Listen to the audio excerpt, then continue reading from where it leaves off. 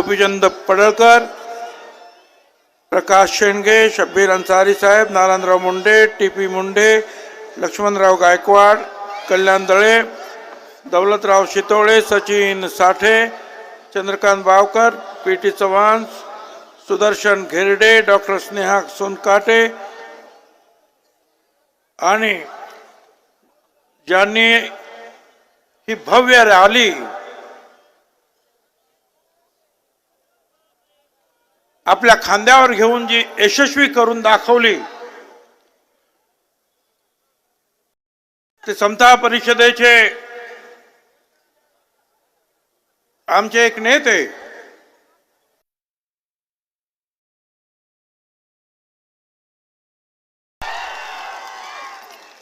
माझ्या बांधवांनो, भगिनी आणि मातांनो, सर्वप्रथम मी कैलासवासी गोपीनाथराव मुंडे यांना आदरांजली अर्पण करतो. आणि हे तर खरंच आहे, ते जर असते तर हे सगळे प्रश्न निर्माण झालेच नसते. पण ओबीसीच्या नशिबी हे दुर्दैव आलं, ते आपल्यामध्ये नाहीत. आणि संकटाची माळ जी आहे ओबीसी नेते, कार्यकर्ते आणि ओबीसीचे लोक यांच्या पाठीमागे सुरू झाले. खरं तर तुम्हाला सगळ्यांनाच कल्पना आहे की मी 2 महिने तुमच्या इकडे हे सगळं चालू होतं.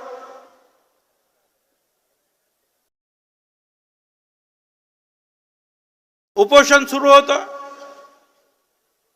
2 महिने माझ्या विरुद्ध शिवीगाळ सुरू होती. मी काही बोललो नाही. परंतु ज्या वेळेला या बीड मध्ये आगी पेटल्या, हे सुभाष राऊत मंत्रालयात माझ्या समोर बसलेले होते, माझ्या चेंबरमध्ये. आणि अचानक टीव्हीवर त्यांनी सांगितलं की साहेब, प्रकाशराव सोळंके यांचं घर पेटवलंय, धडाधड धडाधड स्फोट होतात गाड्यांचे. मी पण भयभीत झालो, काय चाललं काय हे.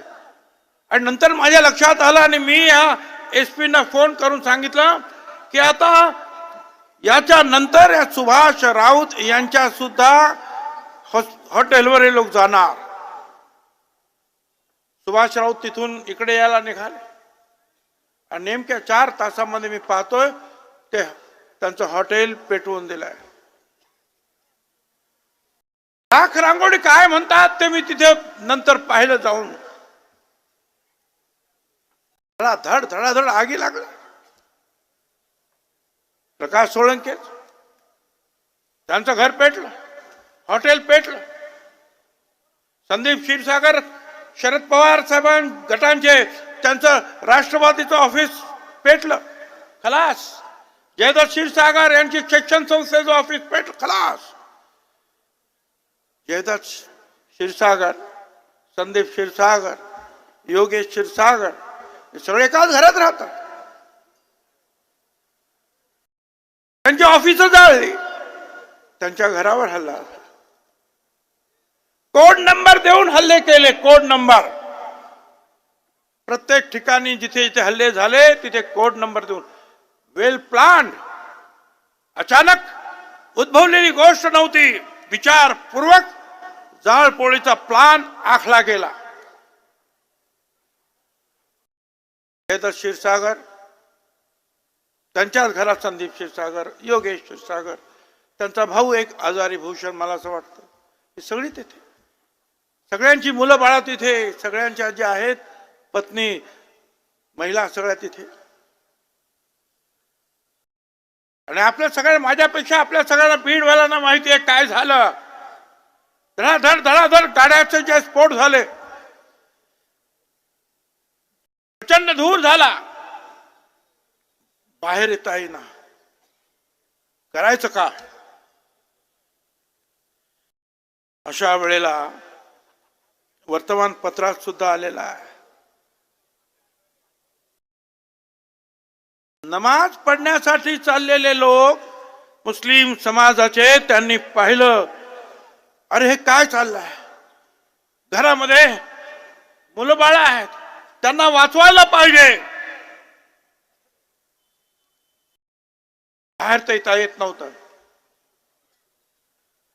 डॉक्टर सारिकाताई पोस्ट ग्रॅज्युएट,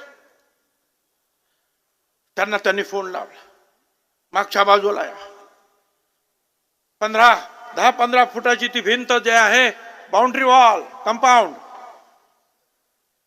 जायचं कसं.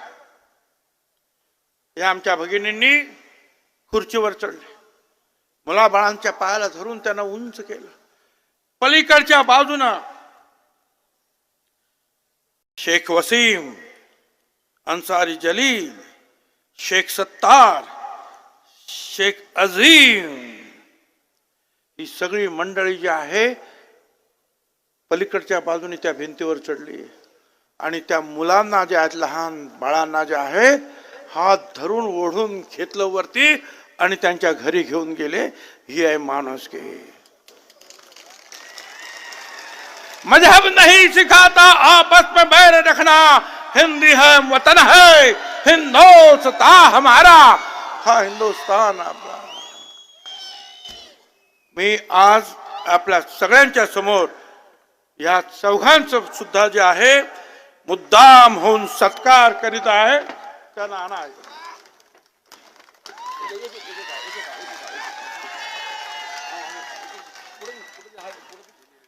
बहुत बहुत शुक्रिया, बहुत बहुत शुक्रिया भाई.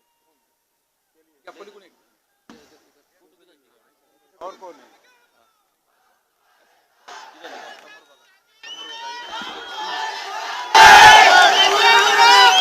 मुस्लिम समाजाचे हे कार्यकर्ते, हे लोक माणुसकी म्हणून जे आहे त्या लहान कच्च्या बच्चांना वाचवण्यासाठी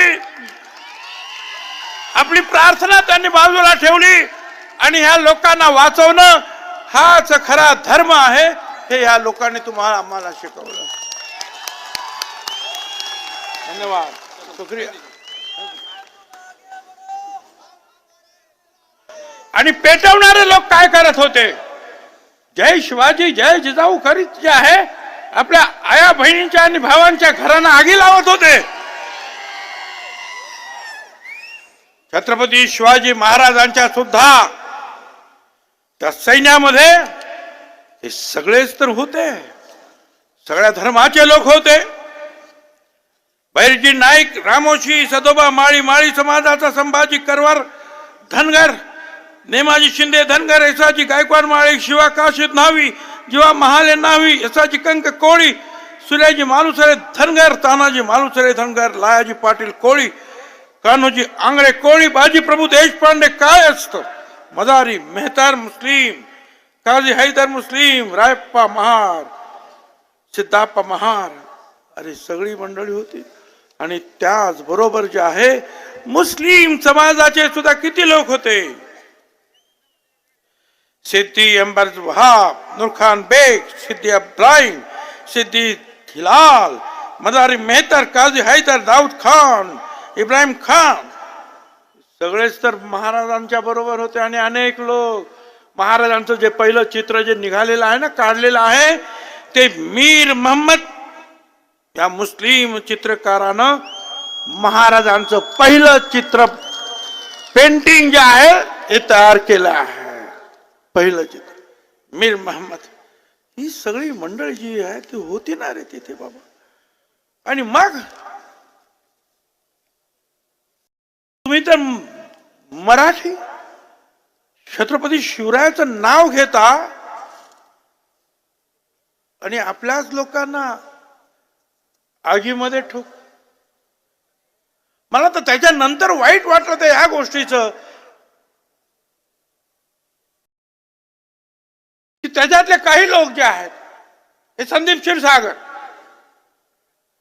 त्यांना घेऊन ते रोहित पवार त्या जरांगेच्या हॉस्पिटलमध्ये गेले तिकडे आणि त्यांना सांगतात सर सर संदीप क्षीरसागर आला. कशाला गेला रे बाबा तू? हा, बाकीचे काही लोक गेले शाबासकी देतो आमच्या या समता सैनिकाला सुभाष राऊतला. दुसऱ्या दिवसापासून कामाला लागला, महाराष्ट्रामध्ये ओबीसीच्या कामासाठी जुंपून घेतलं.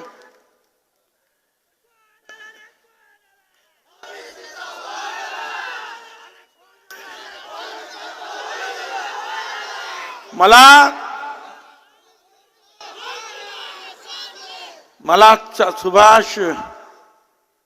सुभाषला सांगा, ते सुभाष राऊतला काम करीत रहा. अरे लग गई आग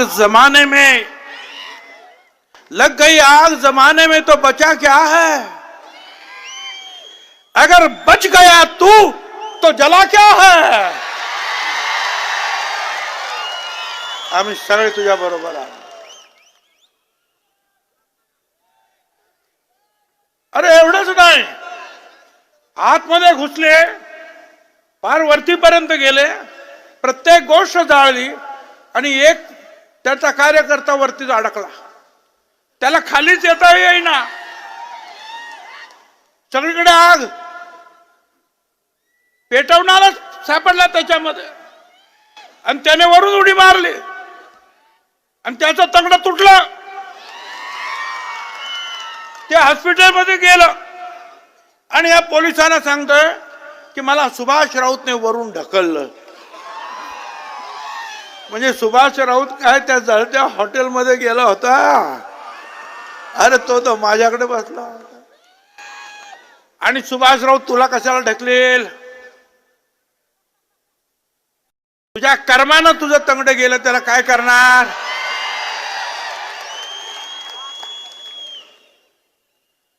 बोलण्यासारखं खूप आहे. कालच राजमाता जिजाऊ बाळासाहेब यांची जयंती झाली. युवकांचं प्रेरणास्थान स्वामी विवेकानंद यांची सुद्धा, मी या दोघांना सुद्धा जे आहे आदरांजली अर्पण करतो. आणि आपल्या मगाशी शीतल साठे, सचिन माळी यांनी जे गायलं, त्या जिजामातेनं जे आहे, या सगळे 12 बलुतेदार ओबीसी समाजाचे, भटक्या विमुक्त समाजाचे, बघा इथे सगळे बसलेले आहेत, वेगवेगळे आहेत. आपले कोण गारुडी आहे, कोण मर्याईवाला आहे, कोण सुतार आहे, कोण लोहार आहे, कोण काय आहे, कोण सगळे बसले. या सगळ्यांना बरोबर घेऊन महाराजांना ताकद दिली. इतिहास वाचा. इतिहास वाचताना असं कोणी म्हणत नाही की शिवाजी महाराज मराठा सैनिक घेऊन लढले.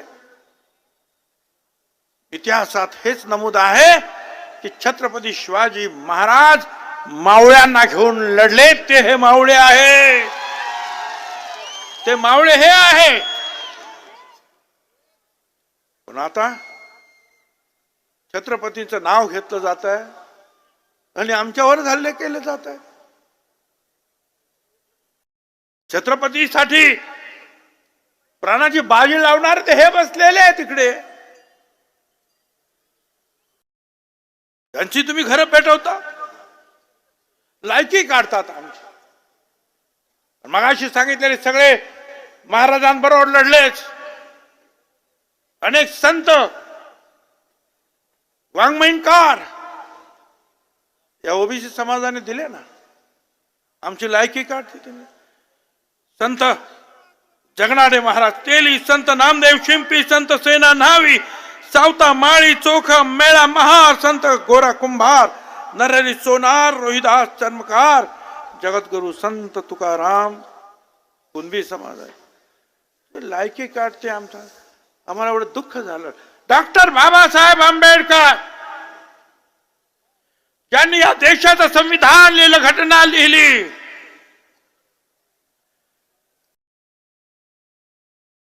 दलित समाजातील बाबासाहेबांचं तुम्ही चरित्र वाचा. कपडा घ्यायला गेले नवीन आणि तिला कोणी तरी तो नवीन कपडा त्यांनी वापरायचा नाही. तो चिखलामध्ये त्याला घासायचा, तो फाडायचा, त्याच्यातला तुकडा काढायचा आणि लंगोटी घालून मग जायचा. बाबासाहेब अशा परिस्थितीमध्ये लहानाचे मोठे झाले, शिकले. वाचा तुम्ही त्या बाबासाहेब आंबेडकरांचं चरित्र. आणि मग त्यांनी जे आहे संविधान असं लिहिलं की अख्ख्या जगामध्ये नवीन राष्ट्र निर्माण झालं तरी या संविधानाचा अभ्यास केला जातो. भारताबरोबर इतर अनेक देश स्वतंत्र झाले, तिथे लोकशाही संपली, मिलिटरी आली, परत लोकशाही आली, परत मिलिटरी आली. पण हा हिंदुस्तान वेगवेगळ्या राज्याचा, वेगवेगळ्या भाषेचा, वेगवेगळ्या धर्माचा, वेगवेगळ्या पंथाचा आज 75 वर्षानंतर सुद्धा एकत्र आहे. याचं कारण बाबासाहेब आंबेडकर यांचं संविधान. तुम्ही आमची लायकी काढता. बाबासाहेब आंबेडकर विश्वरत्न म्हणून आज आम्ही त्यांना मानतो, नाही जग मानत आहे.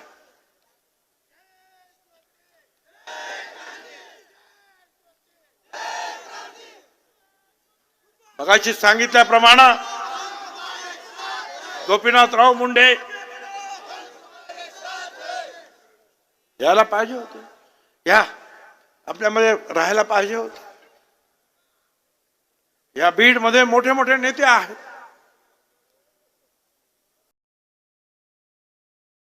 आज आम्ही सगळे छोटे छोटे लोक इकडे बसलेलो आहोत. कोणी काय कारण सांगतात, कोणी काय कारण सांगतात, त्या सगळ्यांना मला सांगायचं है. मुश्किलों के दौर में हर कोई बहाने की चद्दर ओढ़ लेता है.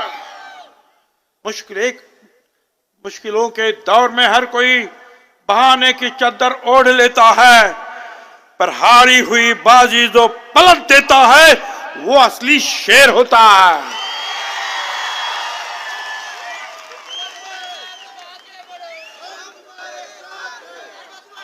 दोन शब्द आमच्यासाठी. समोरचे जे आहेत बलदंड आहेत, बोलवून बोलून त्यांना सगळी मदत दिली जाते, आर्थिक मदत दिली जाते, गाड्यांची मदत दिली जाते. उपोषण करते त्यांचे आले तर 200 JCB उभे राहतात, हेलिकॉप्टरची फुलं. लेकर गरीब आहे.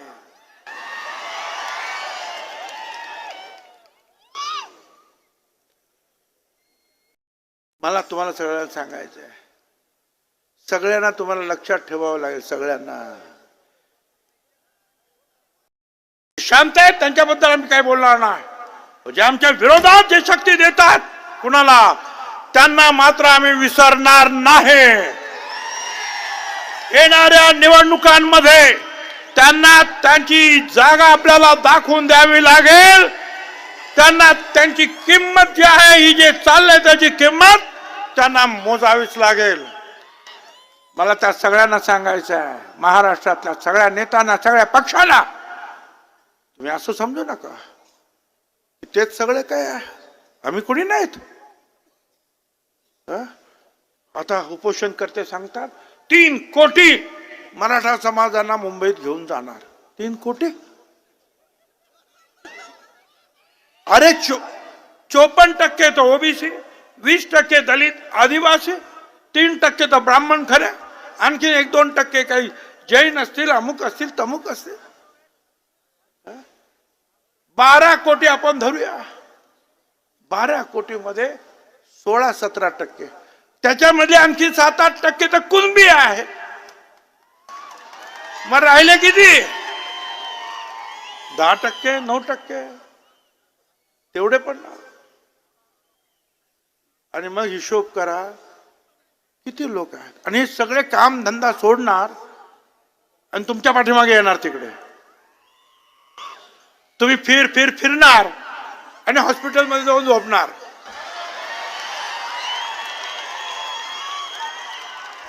चक्कर मारणार. काय जवान नेता, हा 2-4 मीटिंग घेतल्या अख्खा हॉस्पिटलमध्ये झोपले. मग हे आमचे सगळे टीव्ही वाले जाणार, हा मग असा मामू कसं बोलला, तो तमुक कसं बोलला. मग ते आमचे अजित दादा एवढंच म्हणाले की मुंबईमध्ये जे आहे जे काही येतात ते आले तर त्यांनी कायदा व्यवस्था बिघडता कामा नये एवढी काळजी घ्यायला पाहिजे. त्यांच्या विरुद्ध गलिच्छ भाषेमध्ये तुम्ही बोललात. राज्याचा उपमुख्यमंत्री बघा काय बोलले ते त्या युट्यूबवर अजूनही आहे. किती घाणेरडं बोलला हा मनुष्य. अरे काही सुसंस्कृतपणा, काही बोलणार, तोंड दिलंय देवाने म्हणून काही बोलणार. एवढी मस्ती कुठून आली रे बाबा तुला.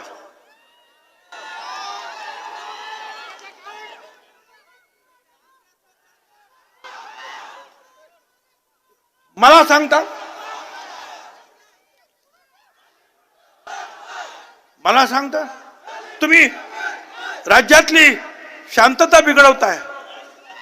मी बिघडवतो शांतता. जाळपोळ मी केली, गावबंदी मी केली, लोकांना मारहाण मी केली. आज सुद्धा अजूनही जे आहे मारहाण चालू आहे. या इथे माझ्याकडे अनेक लोकांच्या तक्रारी आहेत, कंप्लेंट आहे.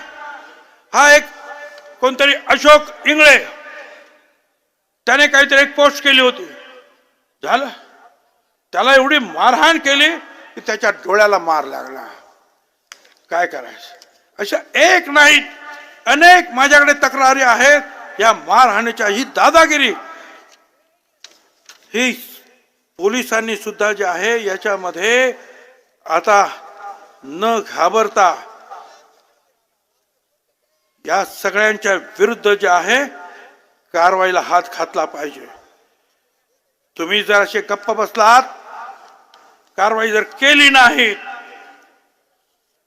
तर मग जनता सुद्धा मग एखाद दिवशी जे त्रस्त होऊन कायदा हातात सुद्धा मग घेते. या लक्षात ठेवलं पाहिजे आपण. मराठा समाजाला आमचा विरोध नाही. मराठा समाजाला आरक्षण द्या हे मी पण सांगतो. आमचे सगळे लोक सांगतात मराठा समाजाला आरक्षण द्या, वेगळं आरक्षण द्या, वेगळं आरक्षण द्या हे सांगतो. कारण 300, 350, 450 जाती ह्या ओबीसी मध्ये आहेत. त्यांना आतापर्यंत फक्त 9.5% आरक्षण मिळालं. सचिवालयामध्ये ज्या नोकऱ्या आहेत ना त्याच्यामध्ये फक्त 9.5% जे आहे नोकऱ्या मिळालेल्या आहेत. आरक्षण 27% ओबीसी मध्ये.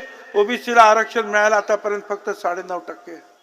अरे आम्हाला अजून जे आहे आमचं आरक्षण जे आहे पूर्ण तुम्ही करत नाही. हा आणि तुम्ही मागताय आमच्याकडे आरक्षण. एवढ्या सगळ्या जाती आहेत. मगाशी त्या परत त्या जाती कुठच्या आहेत हे मी सांगणार नाही का. परंतु आमचं म्हणणं आहे वेगळं आरक्षण द्या. चुकीचं आरक्षण देऊ नका, चुकीचे पायंडे पाडू नका. एक एक एक एक मला तर कळत नाहीये या बीड मध्ये मराठा आरक्षण जाळपोळ प्रकरणातील आरोपींना विनामूल्य जामीन मिळवून दिल्याबद्दल ऍडव्होकेट संतोष घोलप त्यांच्या टीमची दखल घेऊन सत्कार करण्यात आला. सदर सत्कार संपादक जितेंद्र शिरसाट, मराठा क्रांती मोर्चा समन्वयक बीबी जाधव, रुपेश राजे बेंद्रे पाटील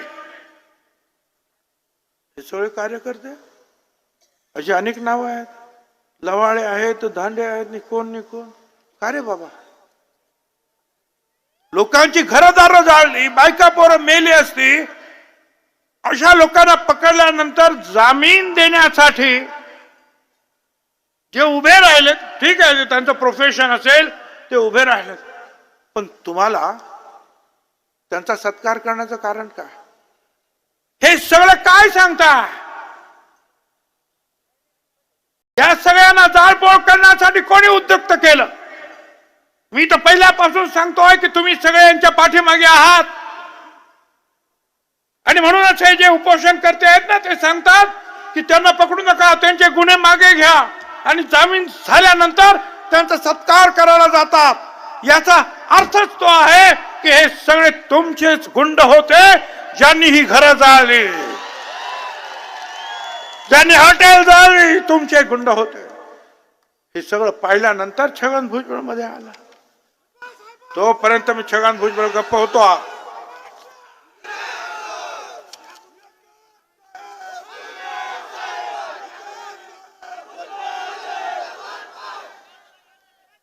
उपोषण करते, त्यांच्या आजूबाजूला सगळे पिस्तूलधारी, तो एक पिस्तूलधारी पकडला, काय ना, तो बेदरे बोदरे काहीतरी त्यांचं नाव आहे बाबा,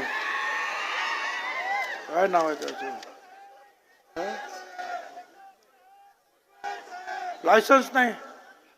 2 महिन्यात जालन्यात आली 200 बेकायदा पिस्तूल, 2 महिन्यात जालन्यात आली 200 बेकायदा गावठी पिस्तुले, 5,000 रुपयाला पिस्तूल मिळतंय।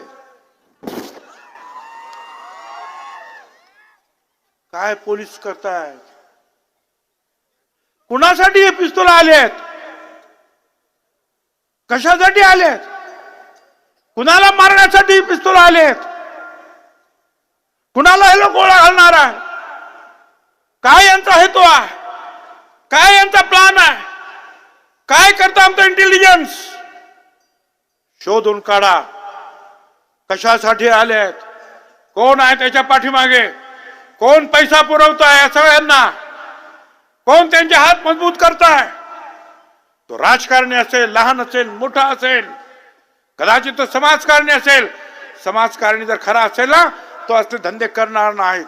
हे असले धंदे जे आहेत ना, हे राजकारणी लहान मोठे, कुणाला जिल्हा परिषदेला जायचंय, कुणाला आमदार केला जायचंय, कुणाला खासदार केला जायचंय,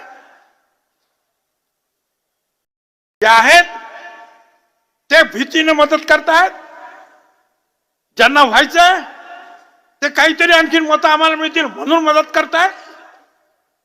लक्षात ठेवा, पुन्हा मी सांगतोय महाराष्ट्रातील सर्व जनतेला, अशा रीतीचे जे गुंड करणारे, गुंडगिरी करणारे जे लोक आहेत, त्यांना पाठिंबा देणारे, त्यांना पैसा पुरवणारे, गाड्या पुरवणारे, त्यांच्या पाठीशी कधी उभे राहू नका। त्यांना त्यांची जागा दाखवून द्या। काही काही लोक जात आहे, काही राजकीय अधिकाऱ्यांना,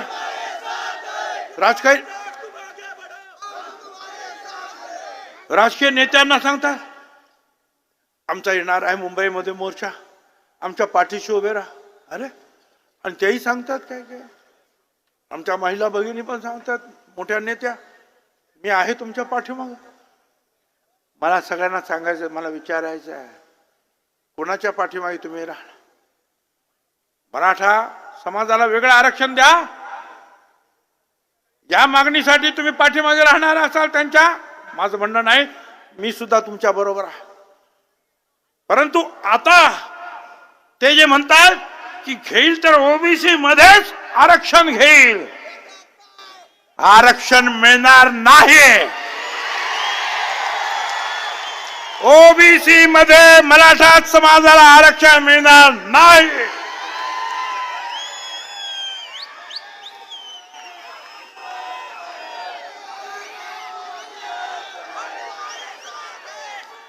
अरे चार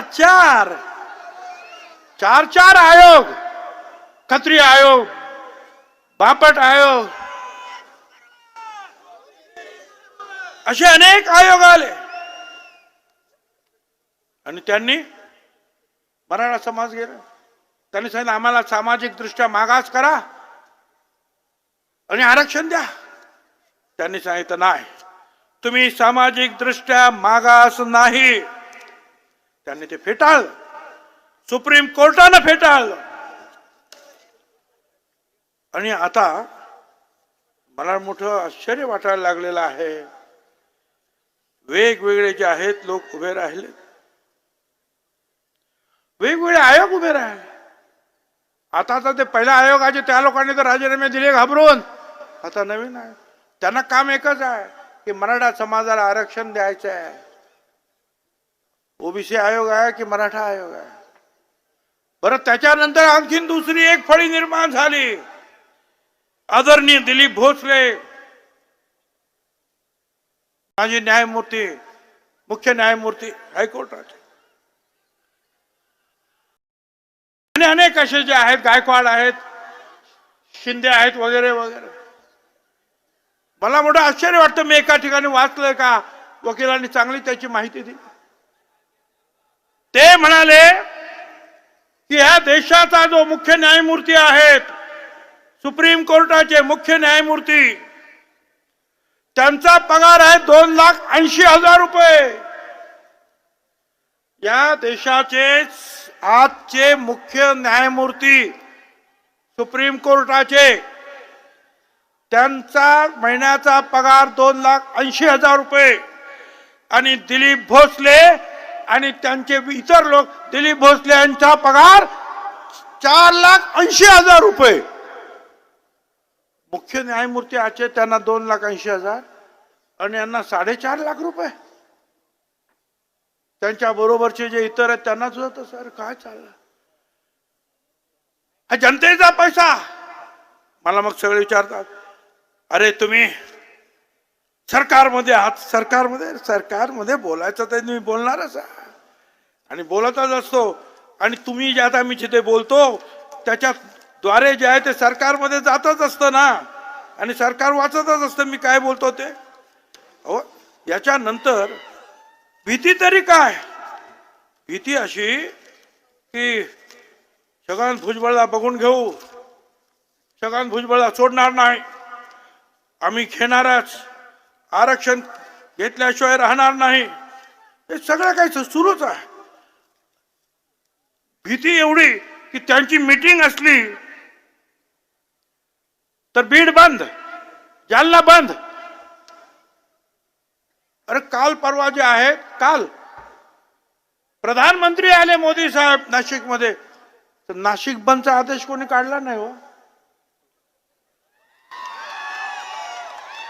अरे आले यांची मीटिंग, त्याच्यामुळे म्हणे बंद. अरे काय बंद? आणि हा हे बघा, हे फोटो तुम्हाला दिसणार नाही पण तुम्हाला माहिती आहे कोण बोलला असेल. आमच्या हातात दंडुके, सरकारला पायाखाली तुडवू शकतो, भुजबळांनाही पाहून घेऊ. काय पाहून घेतो बाबा तू? दंडुके काय, पिस्तूल काय? मला त्यांना सांगायचंय, बेटा छोड़ दे ये हथियारों की बात, बेटा छोड़ दे ये हथियारों की बात, तू हमसे क्या टकराएगा? अरे जो जो हमसे टकराए सब मिट्टी में मिल जाए. कौन है ना? तुम हमसे टकरा, हथियारों की बात करता है. मला सांगायचं आपल्या सगळ्यांना, पुन्हा एकदा सांगायचंय, मराठा समाजाला विरोध नाही, परंतु तुम्ही जर आमचंच आरक्षण घ्यायला जर तयार लागलात तर जे जे त्या आमच्या आरक्षणाच्या विरुद्ध उठतील त्यांच्या विरुद्ध आम्ही जाणार. एक बाळासाहेब सराटे, ते हायकोर्टामध्ये त्यांनी केस टाकली. काय टाकली केस? की या ओबीसी मध्ये असलेले जे आम्ही सगळे, तुम्ही आम्ही सगळे आहेत, ते सगळे बेकायदेशीर आहे, त्यांना ओबीसीच्या बाहेर काढा. बघा, हे मराठा समाजाचे नेते आहेत. हायकोर्टामध्ये केस काय टाकली की हा सगळ्यांना, साळे माळे कोळी तेली तांबोळी हे सगळे जे आहेत बसलेले भटक्या विमुक्त सगळे बेकायदा आहेत, त्यांना सगळ्यांना बाहेर काढा. ही एका बाजूने. आणि दुसऱ्या बाजूने मराठा समाजाला ओबीसीत आरक्षण मिळालंच पाहिजे. वा, काय धंदा आहे. मला काय समजत. मला सरकारला सांगायचं आहे, ओबीसीच्या आरक्षणाला रस्त्यावर काय किंवा कोर्टात काय धक्का लागता कामा नये, त्याची काळजी जबाबदारी सरकारची आहे.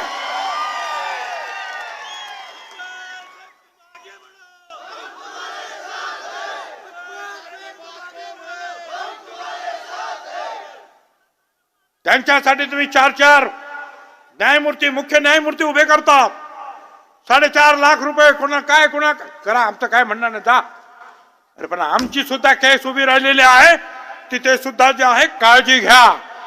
नाहीतर हा ओबीसी समाज, त्याच्याबरोबर दलित समाज सुद्धा आहे, त्याच्याबरोबर आदिवासी समाज सुद्धा आहे आणि इतर सगळे समाज आता ह्या ओबीसी समाजाच्या बरोबर आहेत, हे लक्षात ठेवा. 80% आज एका बाजूला आहे. सोपी गोष्ट नाही. सगळं तुम्हाला ताबडतोब त्यांचं बाकीच्यांचं काय असलं की ताबडतोब सूत्र हलतात. इकडे केस चालू आहे, आयोगाकडे वकील द्या म्हणून सांगितलं, चांगले वकील नाहीत. हायकोर्टाने सांगितलं आयोगाला की ह्या ओबीसीची केस जी आता जी सराट्याने मांडलेली आहे त्याच्यासाठी चांगले वकील द्यायला हवेत हायकोर्टामध्ये. अरे द्या ना लवकर, का बसलात? हा जो द्वेष, हा का क्लेशापोटी जो हा द्वेष जो आहे निर्माण होतो आहे, अन्याय सहन होत नाही म्हणून बोलावं लागतं. हे ठीक आहे. आमचे सहकारी म्हणतात मुख्यमंत्री वगैरे काय नको, मला तुमचं मुख्यमंत्री पद नको ना, मंत्रीपद नको आणि आमदारकी नको आहे. मला पाहिजे हे जे मागासवर्गीय जे आहेत, गोर गरीब असतील, दलित असतील, आदिवासी असतील, भटक्या विमुक्त असतील, गोर गरीब सगळे, त्यांच्या हक्काचं संरक्षण करणं हे तुमचं आमचं काम आहे. अरे बाबासाहेब आंबेडकर त्यांनी सुद्धा या गोरगरिबांच्या संरक्षणासाठी संविधान लिहिलं. त्या संविधानामध्ये दिलेलं जे आरक्षण आहे हे वाचवणं तुमचं माझं काम राहणार. आमची लायकी नाही. मी तुम्हाला वारंवार सांगितलेलं आहे की आमचे लोक सर्व परीक्षेमध्ये इतरांप्रमाणे चांगल्या मार्कानं पास होतात. ओपन मध्ये 96.5%, ओबीसी वाले सुद्धा 96.5% आणि VJNT वाले ते सुद्धा 96.5%. ही पोरं आमची पण हुशार आहे. आमची लायकी नाही म्हणून तुम्ही सांगता. तुम्ही या ठिकाणी माझा एकच हात जोडून विनंती आहे, तुम्हाला उतरावं लागेल या लढ्यामध्ये. सांगण्याची पाळी येता कामा नये. आम्ही कायदा हातात घेणार नाही, पण संविधानाने जे आम्हाला बोलण्याचा अधिकार दिलेला आहे तो अधिकार गाजवल्याशिवाय आम्ही राहणार नाही. सभा घेण्याचा आम्हाला अधिकार आहे, आमचं दुःख मांडण्याचा आम्हाला अधिकार आहे. आम्ही कोणाची जाळपोळ करणार नाही. अरे आम्ही पेटवणारे नाही, आम्ही पटवणारे आहोत.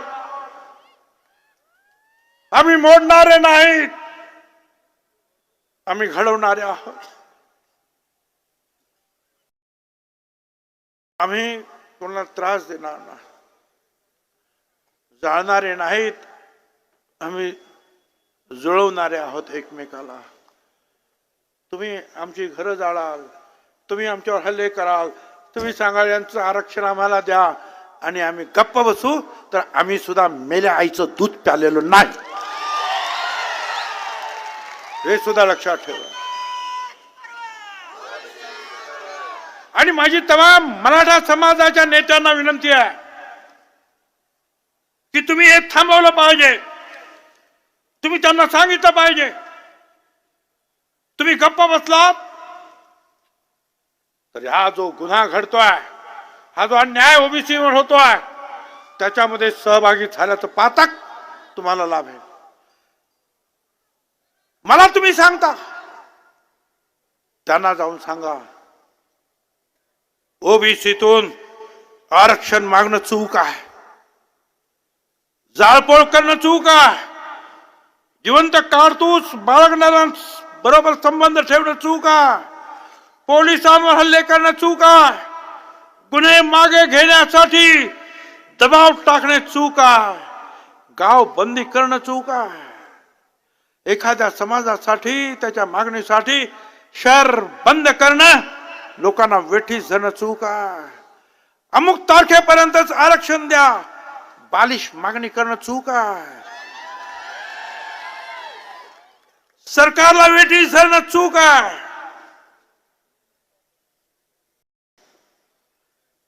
मी 3 कोटी घेऊन येईल आणि 4 कोटी घेऊन येणार मुंबईवर, तिथं मी त्रास देईल, हे करणं चूक आहे.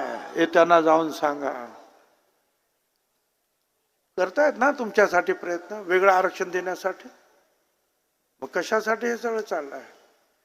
दबाव निर्माण करण्यासाठी. आणि हा दबाव जर ते निर्माण करत असतील तर हा दबाव त्या ओबीसी समाजानं सुद्धा निर्माण करायला पाहिजे. दलित, आदिवासी सर्व इतरांनी त्याला साथ दिली पाहिजे. एकमेकाच्या या सगळ्या दुःखामध्ये तुम्ही आम्ही सगळ्यांनी सहभागी व्हायला पाहिजे. म्हणजे हा काय या सगळ्या समाजाला आज ओबीसी संकटात आहे. तो कदाचित जात्यात असेल, तुम्ही सुपात असेल, सुपातले कधीतरी जात्यात येतील, लक्षात ठेवा. म्हणून प्रत्येक कारण एक दुसऱ्याचं आरक्षण जपण्यासाठी एकमेकाला सहकार्य केलं पाहिजे. त्याच्यासाठी लढलं पाहिजे, न घाबरता आलं पाहिजे पुढे. काही लोकांनी तर आज मला सांगितलं, मला असं वाटलं की कोणी सांगितलं एवढ्या गाड्या अडून राहिल्या, तेवढ्या गाड्या जायचं नाही म्हणतात, यायचं नाही म्हणतात ह्या मीटिंग. अरे बा, हे सगळं जे मैदान फुलून गेलेलं आहे, बाहेर सुद्धा लोक आहेत पहा. पुन्हा एकदा सुभाष राऊत आणि त्यांच्या सहकार्यानं तुम्हा सगळ्यांना आणि माझ्या सगळ्या सहकार्यांना मी धन्यवाद देतो की आपण लढलं पाहिजे. आणि एक लक्षात ठेवा, जीते वही है जो शेर होते हैं, जीते वही है जो शेर होते हैं, बाकी सब मिट्टी के ढेर होते हैं. धन्यवाद. जय हिंद, जय महाराष्ट्र, जय ओबीसी, जय ज्योति, जय क्रांति, जय भीम.